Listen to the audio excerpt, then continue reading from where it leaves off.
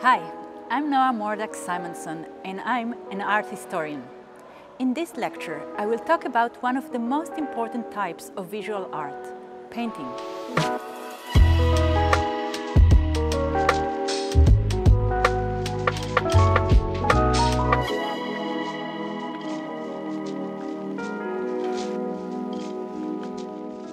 In the following talk, I'll show you how to dig a bit deeper into your experience of painting.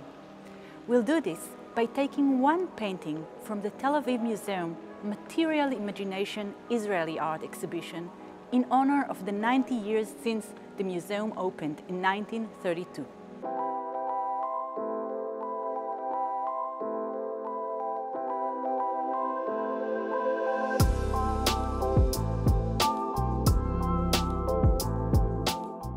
The painting we will study is called Self-Portrait with Green Background 2 from 2019 by the Israeli Druze artist Fatma Shanan. We will approach this painting first by noticing some aspects of the form and structure of the painting and relating these to what your course textbook calls subject matter and content.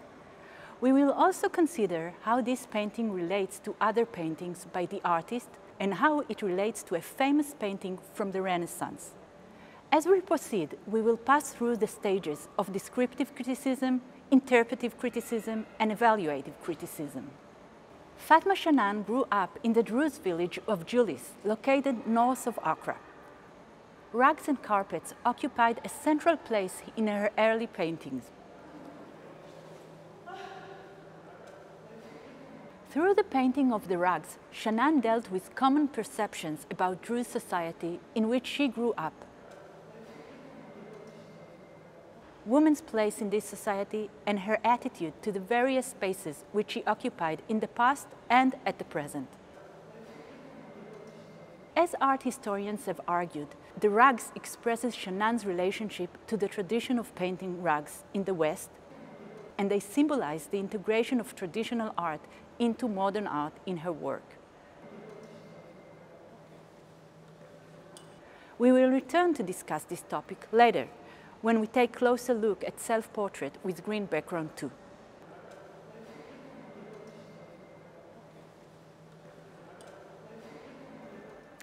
As we can see in the painting near me, Shanan does not depict rugs, but if we focus on the decoration on the figure's shirt or on the brush strokes displayed as a woven pattern in the material of the trousers, we might see an allusion to the picturesque quality and fabric of her rug paintings. Let's begin with some descriptive criticism. An initial look at Self-Portrait with Green Background 2 shows Shanan's depiction of herself from a unique angle. This angle raises questions. Instead of the artist's face being revealed to the viewer, as we would expect from a work that portrait is part from its title, it's the soles of her shoes that face us and calls our attention. If we get a little closer to the painting and look carefully at it, we see a human figure lying on its back. The figure fills the frame. Her shoes reach the bottom of the canvas and her head reaches the top. The background behind the figure is green, a fairly uniform hue which makes a striking impression.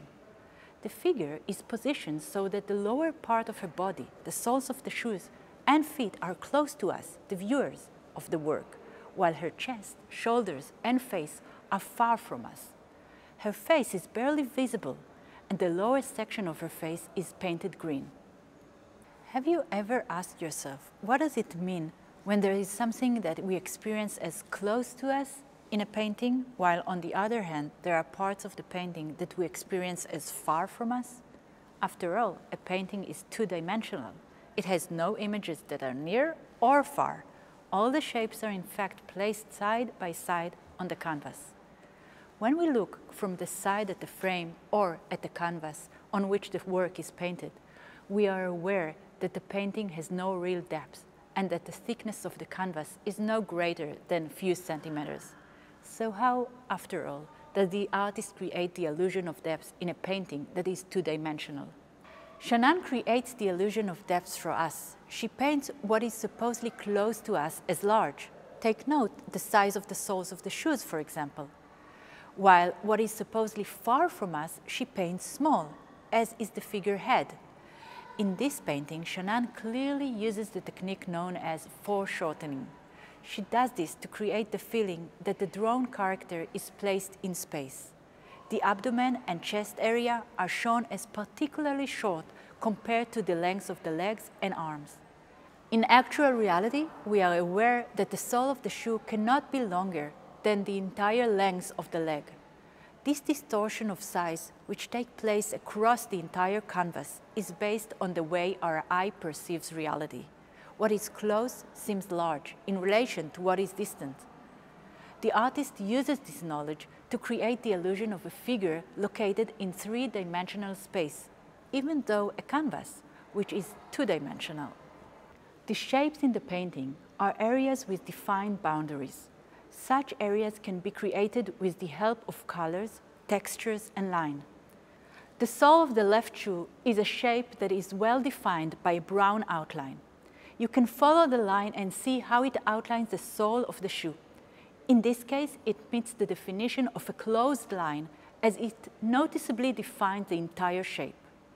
In addition, on the soles of the shoe, we can notice short brush strokes that form beige and ochre vertical lines. Similar brush strokes can also be seen on the surface of the pants. These form vertical and horizontal lines, like weaving a rug in shades of blue and light blue. Using descriptive criticism that pays attention to the lines, shapes, and blotches of color in the work highlights three main characteristics of this painting: the brushstroke, the intensity of the color, and the line quality.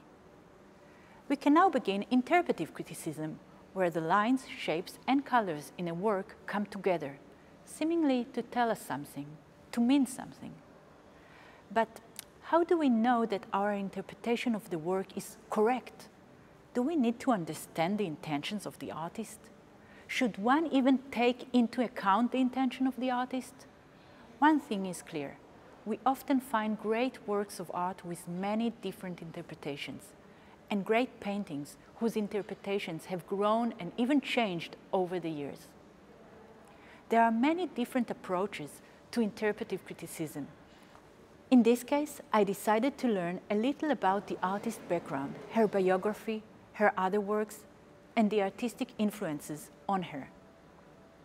All this helped me build my interpretation of the painting. First, her background. Shanan was born in 1986 in the Druze settlement of Julis, and from an early age became interested in art.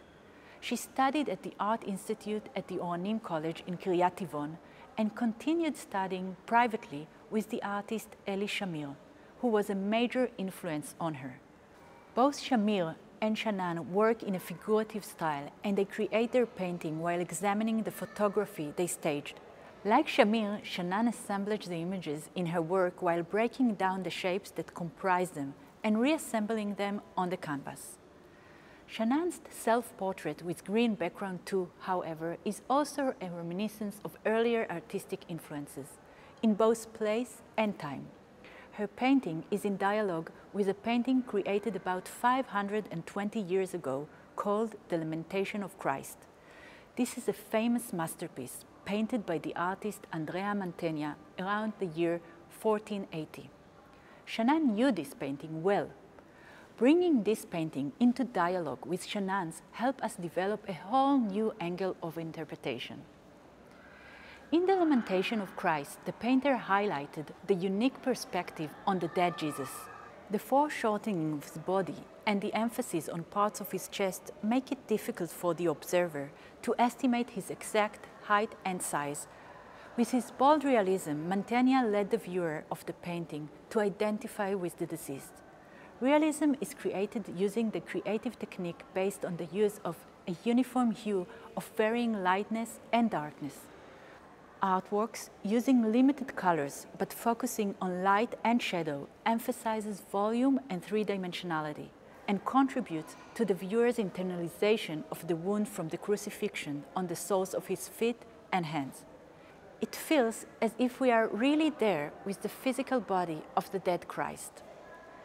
This moment that Mantegna chose to memorialize is one of incredible vulnerability. According to the Christian faith, 3 days passed between Jesus' crucifixion by the Romans and his miraculous resurrection.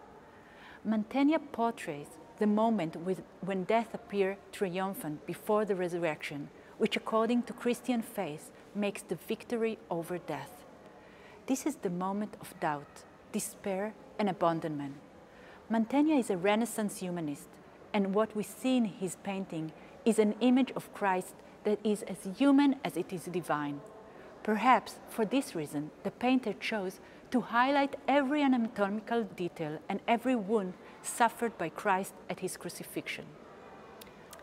Although the grieving figures that appear in Mantegna's work have disappeared from Chanan's painting and Chanan's figure is closed, seeing Chanan's painting in dialogue with the Lamentation of Christ may give us an idea about the subject matter of her painting.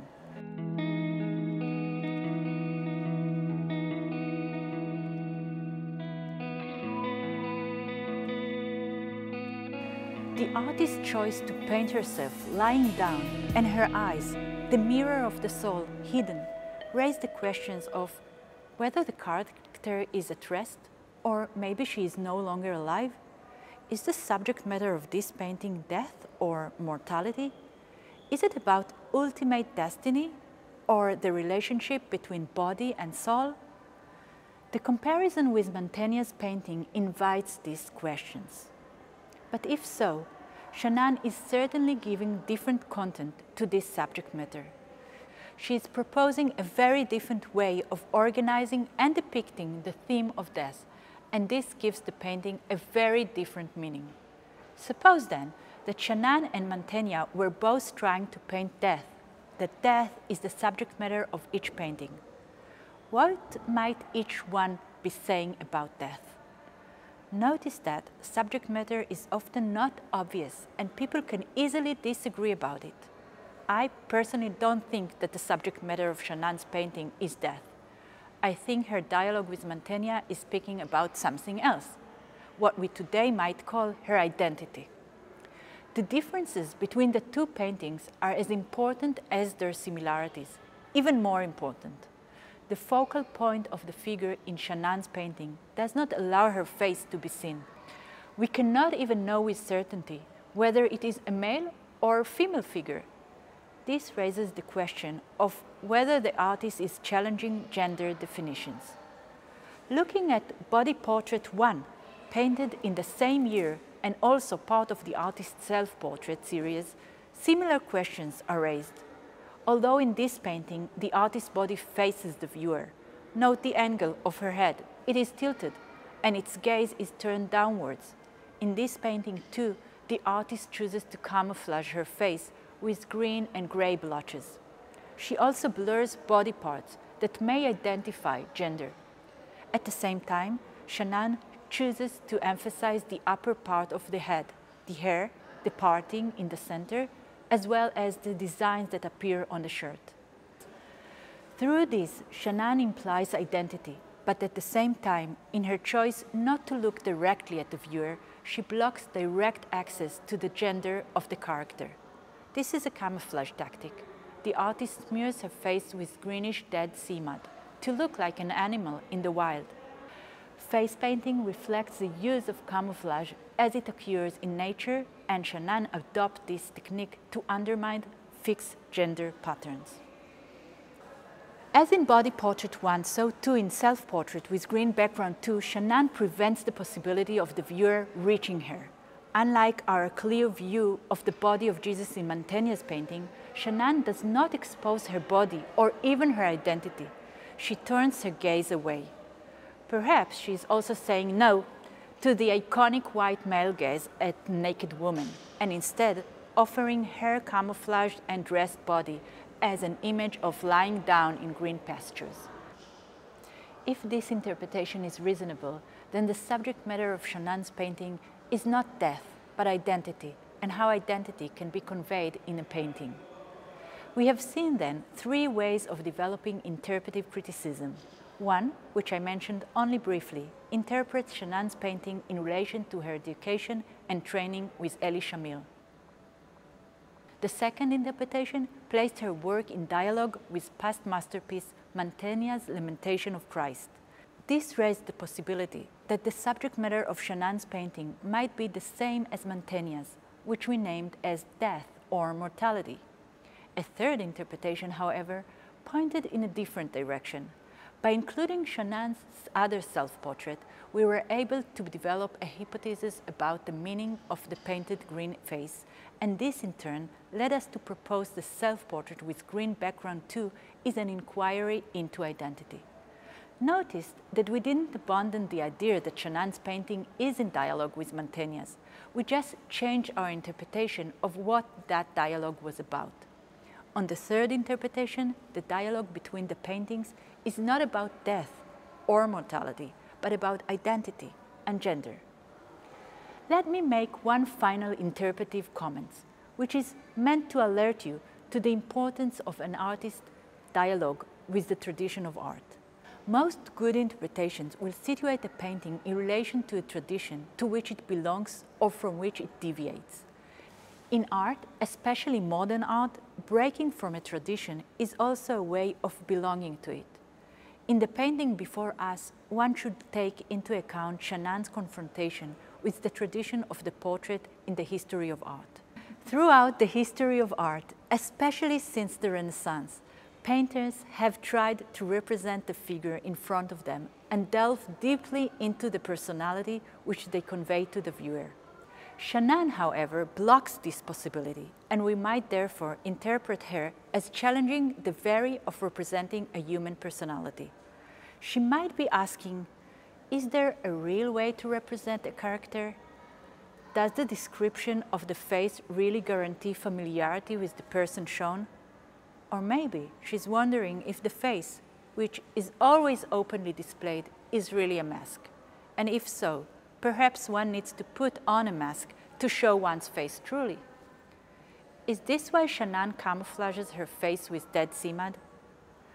One of the reasons I like this painting is that it raises all these interesting interpretive questions, while also being so pleasing in form, texture, and color.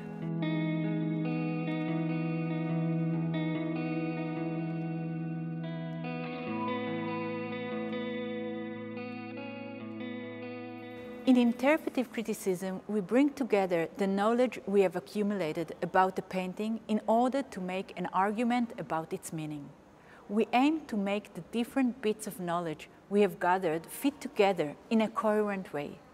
If in her early paintings, Shanan sought to question her relation to the place in which she lives, and particularly her place as a woman in her society, by establishing a parallel with Mantegna's painting, we understand how she continues to deal with marginal situations and challenges absolute gender definitions. Portraits of the artist's body makes it clear that she does not deal with them as someone who visually presents herself to the viewer as a female figure, sometimes naked, as is customary in Western painting. Instead, Shanan deals with the image of herself as a woman artist. Through comparison with an influential tradition of painting, she questions preconceived norms. Now that we have learned about descriptive criticism and have used it to develop some interpretive criticism, we are ready to attempt some evaluative criticism. Evaluative criticism is a way of judging a work of art in relation to specific values or things that matter to us in the painting. This might be artistic or aesthetic values, but they might also be religious or political values, or even personal values. A key element in evaluative criticism is finding a unique relationship that you have to the work of art you are observing. Just think, are there any features in the painting that appeal to your values, whether it's value like pleasure that may stem from the formal aspects of the work, its color, shapes, or lines? Or is it a value that derives from the content of Shanan's work? I, for instance, like Shanan's preoccupation with weaving, embroidery, and rugs. I like the way her technique contributes to their formation. The brushstrokes create interesting patterns on the soles of the shoe, on the pants, and also on the figure's shirt. When I look at the way Shanan creates the jeans, I think of the crafts of weaving and creating the textiles using the technique of weaving where the thread goes both horizontally and vertically. I find it interesting how a painting created in the 21st century connects to the craft of weaving, which originated at the dawn of humanity. I think it also relates to the interpretive criticism I proposed. Whereas Mantegna's Lamentation of Christ focuses on a uniquely revered and important figure, and so too much art in the 15th century was financed by wealthy or important figures, Shanan breaks down the idea of importance. She undermined external authority relating to religious, economic, political, or gender power. She shows herself camouflaged. She emphasized manual labor by relating to craft. So let's look back at everything that we have done in this short lecture on painting. We began by looking at Shanan's painting and describing it. We analyzed the shapes, lines, and colors, and saw how the artist constructs the painting through these formal features. We then moved on to the interpretive criticism phase, through comparison with other painting by the artist and in parallel with painting from the Renaissance period. Finally, we tried to evaluate the work based on the first two reviews we performed. And now, after our brief encounter with a piece of art on display here, each and every one of you can and is invited to use these analytic tools when you enter the art gallery and look at a painting. When you take a break from your daily routine and worries and immerse yourself in the pleasure of observing paintings, bear in mind the value of combining a close look with study of influences and context. The end of this lecture is an invitation for you to begin your personal experience, which you can always share with those nearby.